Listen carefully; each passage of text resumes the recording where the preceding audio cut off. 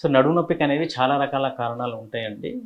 So అది కామన్‌గా అంటే ఓల్డ్ ఏజ్‌లో చూసేదేంటంటే డిస్క్ ప్రాబ్లమ్ అంటాం. సో వర్టిబ్రా బోన్‌కు మధ్యలో ఉండే డిస్క్ బ్రేక్ అయినప్పుడు దాని నుంచి లోపల ఉండే లిక్విడ్ అనేది బయటకు వచ్చి ఆ నర్వ్ అనేది ప్రెస్ అవుతుంటది. సో ఆ నర్వ్ ప్రెస్ అయినప్పుడు ఆ నర్వ్ అనేది మనకు కాలు కింది వరకు సప్లై చేస్తుంటది కాబట్టి వాళ్ళకు పెయిన్ అనేది అంటే రేడియేట్ అవుతుంటది. సో నడుము నుంచి కింద పాదం వరకు అనేది వస్తుంటది.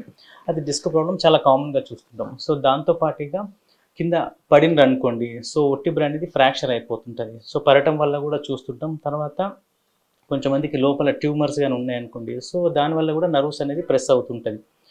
ఓకే. కొంచెంమందికి ఇన్ఫెక్షన్ వస్తుంటది. ఇన్ఫెక్షన్ వల్ల రూట్స్ నర్వ్ వచ్చే దగ్గర వాపు వచ్చిందనుకోండి. సో దానివల్ల కూడా పెయిన్స్ అనేవి వస్తుంటది. ఇంకా దాంతో పాటుగా ఏదైనా వెజల్స్ అక్కడ అబ్నార్మల్‌గా సర్క్యులేట్ అయినప్పుడు కూడా దానివల్ల కూడా మనకు పెయిన్ అనేది వస్తుంటది.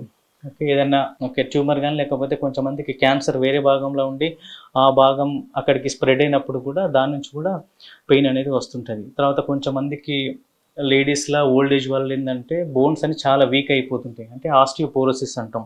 దానివల్ల వాళ్ళ చాలా మటుకు వెయిట్ వల్ల కానివ్వండి, లైట్‌గా కింద పడ్డప్పుడు గానీ బోన్స్ అనేవి ఈజీగా బ్రేక్ అయిపోతుంటాయి. సో దానివల్ల కూడా పెయిన్స్ అనేవి వస్తుంటాయి. సో ఇవి చాలా రకాల కారణాలు ఉంటాయి. సో దేని నుంచి వస్తుందనేది మనం ఇమేజింగ్ నుంచి ఐడెంటిఫై చేయొచ్చు. ఎక్స్‌రే కానివ్వండి, తర్వాత ఎంఆర్ఐ స్కాన్ చేస్తే మనకి ఎగ్జాక్ట్‌గా ఎక్కడ ప్రెస్ అవుతుంది, తర్వాత దేనివల్ల ప్రెస్ అవుతుందనేది తెలుస్తది. సో దాన్ని బట్టి మనం మెడికేషన్స్ పెట్టి ట్రీట్ చేయొచ్చా, లేకపోతే తర్వాత వాళ్ళకు మెడికేషన్ వల్ల రికవర్ అవ్వలేదు అనుకోండి, నెక్స్ట్ సర్జికల్ ఆప్షన్స్ అనేది ఆ స్కాన్, ఆ పెయిన్, ఆ సింప్టమ్స్‌ని బట్టి మనం డిసైడ్ చేసుకోవచ్చు.